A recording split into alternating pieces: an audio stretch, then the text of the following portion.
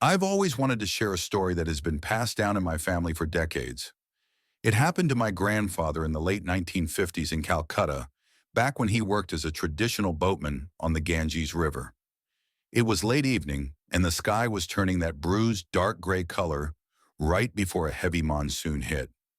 Most of the boatmen had already docked their boats for the night, but my grandfather was a hard-working man and decided to take one last risk. He thought he might find people stranded on the opposite bank who would pay extra to get across before the storm really broke. Squinting through the wind, he spotted a lone black figure on the far bank, waving its arms at him.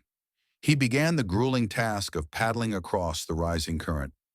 As he moved deeper into the river, the storm grew faster and more violent. When he finally reached the other side, he realized how deathly quiet it was. There were no other travelers, just total isolation. As he pulled the boat closer to the figure, his blood ran cold. It wasn't a traveler at all. It was a tall, shadow-like form wearing a heavy, pitch-black robe that seemed to swallow the little light left in the evening. Suddenly, a strange bubbling sound erupted from the water just a few feet away from the hull. He looked down and saw thick strands of long, black hair swirling in the bubbles, as if a body was caught just beneath the surface, struggling to breathe. Panicked, he looked back up to the bank to shout to the robed figure, but it was gone. The shore was empty. He felt an instinct to turn around, and when he looked all the way back across the wide river to the bank he had originally come from, his heart nearly stopped.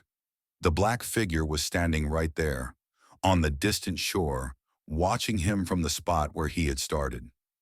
My grandfather didn't remember anything after that.